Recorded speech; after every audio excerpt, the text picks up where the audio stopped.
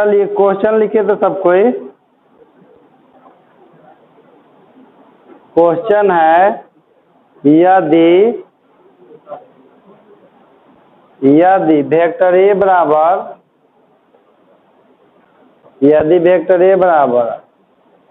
आई cap -2j cap plus 2k cap तथा vector B बराबर -2i cap plus j cap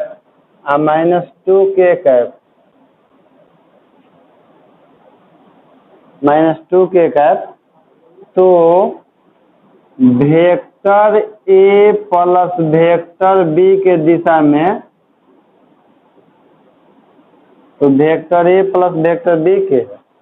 में एक इकाई सदिश ज्ञात करें।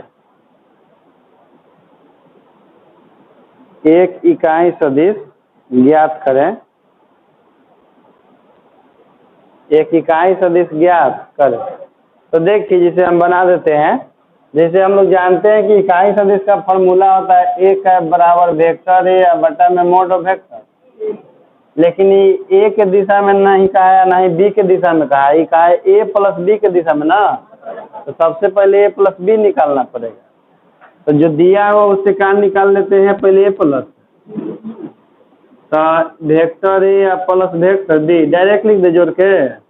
देखिए तो आई कैप -2j कैप तो कितना हो, sorry I cap -2i cap कितना, देखिए -2j कैप j कैप तो कितना -j कैप है। यहाँ पर इसका लिखवे नहीं करते, ठीक ना। तो a प्लस बी तो निकल गया, अब हमको क्या मोड चाहिए ना, तो a प्लस बी के मोड लिख देंगे तो कितना हो जाएगा। देखिए जो चीज नहीं रहा था उसको जीरो लिख के शामिल कर दिया जाता है। तो इसका मोड निकाल लीजिए, तो मोड कितना हो जाएगा -1 का स्क्वायर प्लस -1 का स्क्वायर आई तो 0 के स्क्वायर हो जाएगा। तो कितना हो जाएगा, तो देखिए बस वो भी उसी के जैसा है। वेक्टर ए प्लस बी के दिशा में एक इकाई सदिश बराबर में लिख दीजिएगा वेक्टर ए प्लस वेक्टर बटा में mode of vector A plus vector. तो ए के मान रख ए प्लस बी के मान रख दीजिए जो कि निकाले हैं यहाँ पर -i कैप -j कैप, खाली इतने लिख दीजिए बटा में √2 -1 बटा √2 i कैप -1 बटा √2 j कैप हो गया है। हाँ खाली ए प्लस बी निकाल लेना है, ए प्लस बी का मोड निकाल लेना है। जो इकाई सदिश का फॉर्मूला होता है कि वेक्टर बटा में वेक्टर का मोड वो रख देना है, चाहे किसी रूप में आए।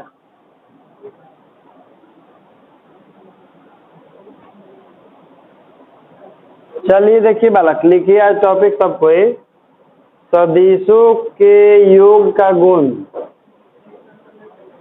सदिशों के योग का गुण, प्रॉपर्टीज ऑफ वेक्टर एडिशन।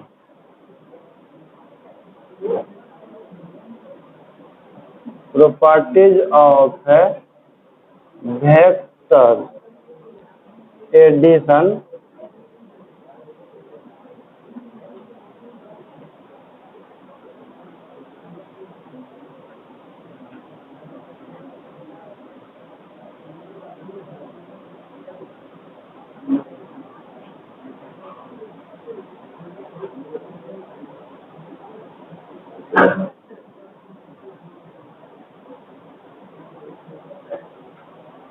चलिए पहला नंबर लिखिए, नियम इसका गुण है ना। लिखिए सदिशों का योग क्रम विनिमय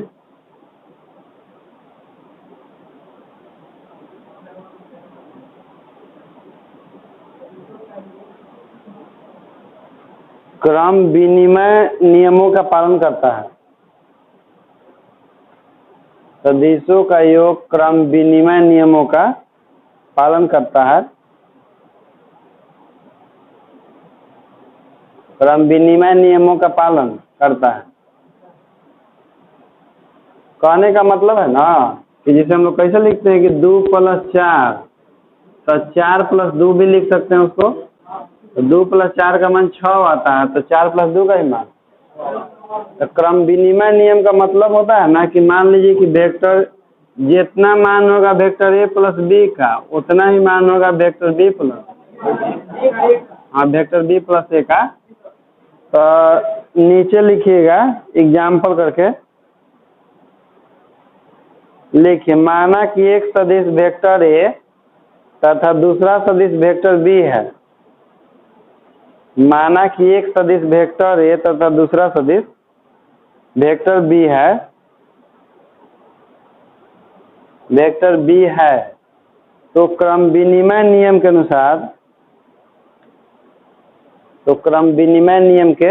अनुसार वेक्टर a + वेक्टर b बराबर vector b + vector a। Vector a + vector b बराबर वेक्टर b + वेक्टर a होता है। जितना a + b का मान आएगा ना उतना ही मान आपका b + a का भी आता है। चलिए दूसरा गुण लिखिए इसका, सदिशों का योग साहचर्य होता है। सदिशों का योग साहचर्य, इसको बोलते हैं एसोसिएटिव। सदिशों का योग साहचर्य नियम का पालन करता है। साहचर्य नियम का पालन करता है। साहचर्य नियम का पालन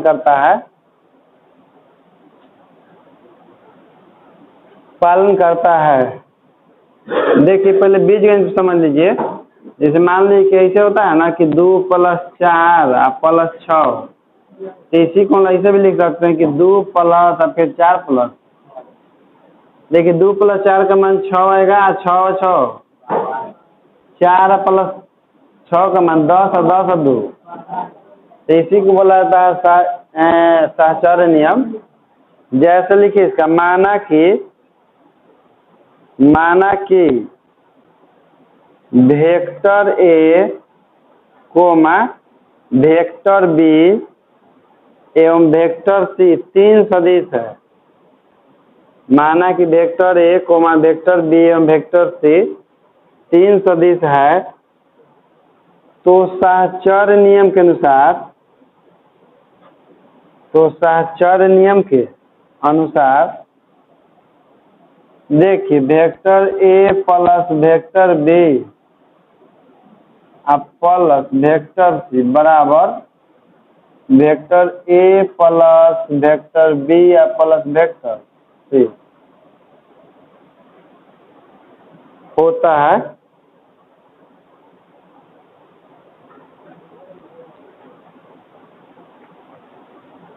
होता है।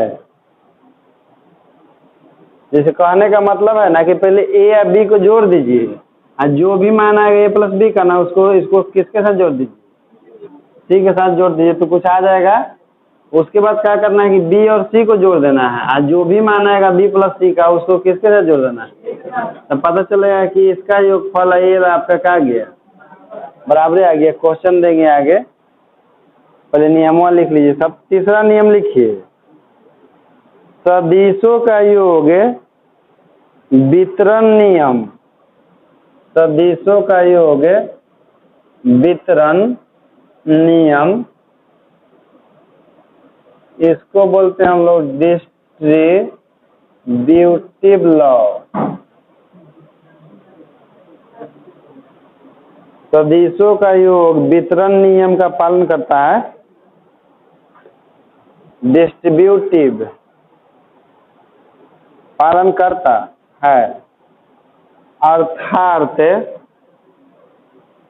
अर्थात देखिए बोट बालक, lambda into vector A plus vector B अब बराबर lambda into vector A plus lambda into vector B.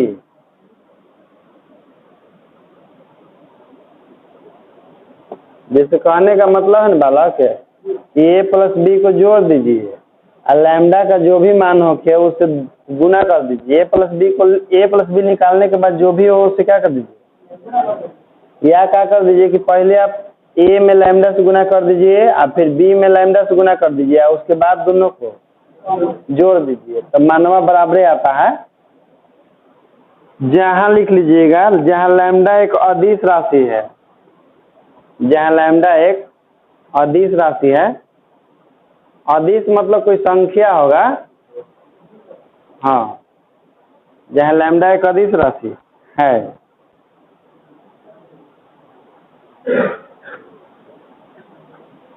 हो गया। अब लिखिए चौथा नंबर, लिखिए चौथा, दो सदिशों का योग हमेशा एक सदिश ही होता है। दो सदिशों का योग हमेशा एक सदिश ही होता है। दो सदिशों का योग हमेशा एक सदिश ही होता है, हमेशा एक सदिश ही होता है। जैसे कहने का मतलब है ना बालक कि मान लीजिए कि कोई एक वेक्टर है जिसका मान हम मान लेते हैं कि 2i कैफ है, ठीक ना, और कोई दूसरा वेक्टर है जिसका मान लेते हैं कि इसका मान 2j कैफ, तो a प्लस बी निकालिएगा ना, तो 2i कैफ प्लस, तो ये भी सदिश है और ये भी सदिश है, दोनों का जो योगफल आएगा वो भी एक सदिश ही होता है, ठीक ना। तो ये तो हो गया आपका। चलिए अब नया टॉपिक पढ़ना है यहाँ से, ग्राफीय विधि से सदिशों का योग ज्ञात करना। ग्राफीय विधि से सदिशों का योग ज्ञात करना। ग्राफीय विधि से सदिशों का योग ज्ञात करना।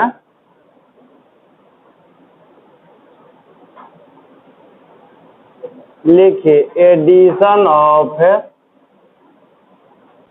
Vector by graphical method.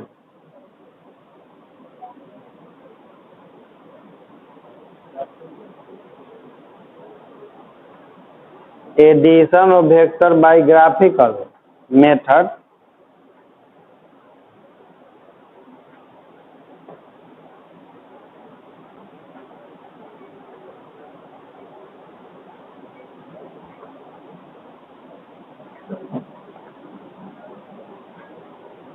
देखिए जैसे हम लोग मुक्त सदिश पढ़े हैं, मुक्त सदिश का नियम क्या होता है कि वह ऐसा सदिश जिसको उसी के डायरेक्शन में स्पेस में कहीं भी शिफ्ट किया जा सकता है उसे मुक्त सदिश कहते हैं। और जब दो सदिश एक ही दिशा में होते हैं तो उनके बीच का कोण 0 डिग्री होता है। तो ग्राफीय विधि द्वारा दो सदिश को जोड़ने का नियम क्या होता है, जिसे मान लीजिए कि एक सदिश A है और एक दूसरा सदिश B है, अब दोनों को हमको जोड़ना है, तो क्या करते हैं कि इसको उठा करके या इसके हेड पर जोड़ने का तो वही नियम है कि पहले वेक्टर के हेड पर दूसरे वेक्टर के पूंछ को रख देते हैं। तो मान लेते हैं कि इस तरह से आ जाएगा वेक्टर A, ये हो जाएगा वेक्टर B। तो दोनों के बदला में हमको एक बड़का सदिश प्राप्त होगा, कि दोनों के बदला में बड़ा सदिश प्राप्त होगा जिसका नाम होगा R, ठीक है बालक। आज जिसका मान कैसे निकलेगा, तो vector A plus vector B से, क्योंकि जब एक सदिश के हेड पर दूसरे सदिश को टेल रख देते हैं, आज चूंकि दोनों एक ही रेखा में ना, तो कैसे पहिलका के पूंछ को दूसरा के हेड से कैसे मिला पाएंगे, तिरछा रहता तब न मिलाते हैं इसे, कि हाँ एक पूंछ एक हेड हम लोग मिलाते हैं इसे। आई तो इस तरह से रहता तब ना, आई तो एक ही रेखा पर है, तो वहाँ पर क्या करेंगे, तो उसका लंबाई केवल बढ़ जाएगा, दोनों जो नया सदिश होगा दोनों के योगफल के जिसका लंबाई जो है दोनों के योगफल के लंबाई के बराबर हो जाता है। तो लिखिए पहला नंबर, जब दो सदिश एक ही दिशा में, हाँ पहला नंबर, जब दो सदिश एक ही दिशा में, जब दो सदिश एक ही दिशा में एक दूसरे के समांतर गतिशील हो, एक दूसरे के समांतर गतिशील हो,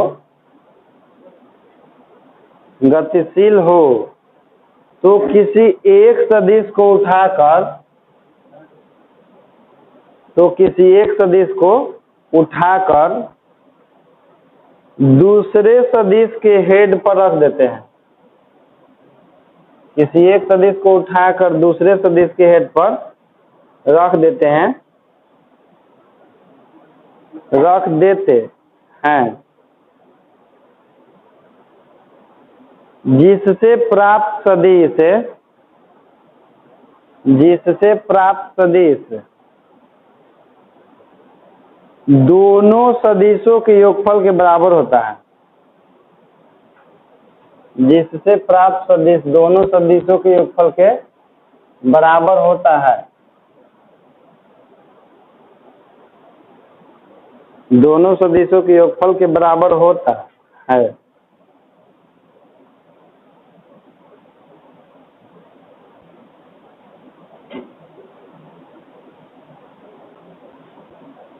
डायग्राम बना लीजिएगा।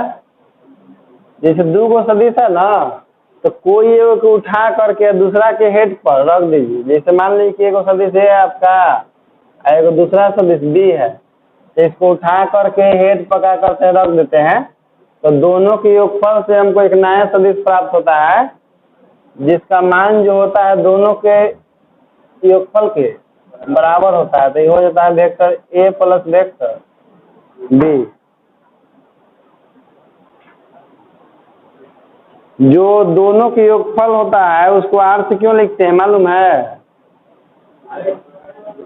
नहीं, वो जैसे दोनों का वो परिणामी होता है। परिणामी का अंग्रेजी होता है रिजल्टेंट, और रिजल्टेंट का पहला लेटर, इसीलिए उसको परिणामी सदिश बोला जाता है। जो दोनों के योगफल के बराबर होता है उसको रिजल्टेंट बोला जाता है, इसीलिए आर से लिखा जाता है। हालांकि आप कुछ भी लिख सकते हैं उसकी जगह पर, आर को हटा करके सी भी लिख सकते हैं कि सी बराबर है वेक्टर ए प्लस वेक्टर, कोई रोक टोक नहीं है उसको लिखने पर। तो ये कब जोड़ा जाता है? जब दोनों एक ही दिशा में होते हैं तब। अब विपरीत दिशा में होगा तो दोनों के बीच एक का एंगल 180 डिग्री होता है। तो देखिए जब दो सदिश एक ही दिशा में होते हैं ना, तो उसको ग्राफीय विधि जोड़ते हैं, तो जो दोनों के योगफल के बराबर होता है, तो उसका लंबाई जो है दोनों के योगफल के लंबाई के। लेकिन जब विपरीत दिशा में होता है या तब जोड़ते हैं, तो परिणामी सदिश का लंबाई पहले से घट जाता है। हाँ, पहले से लंबाई घट जाता है। तो दूसरा लिखिए था, जब दो सदिश एक दूसरे के समांतर, जब दो सदिश एक दूसरे के समांतर, जब दो सदिश एक दूसरे के समांतर एक दूसरे के विपरीत दिशा में गतिशील हो, एक दूसरे के विपरीत दिशा में गतिशील हो, तो किसी एक सदिश को उठाकर, तो किसी एक सदिश को उठाकर किसी एक सदिश को उठाकर किसी दूसरे सदिश के,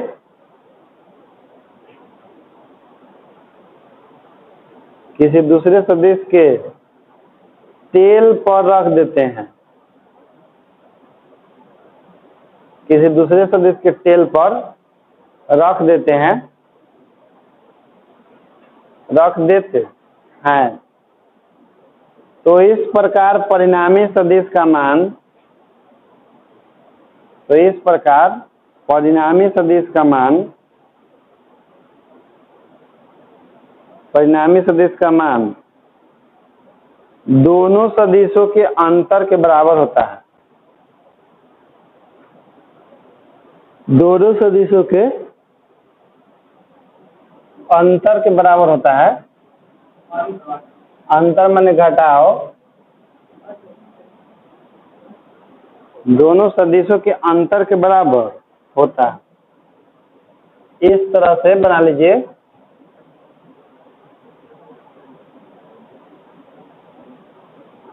कोई वो थोड़ा बड़ा बनाइएगा।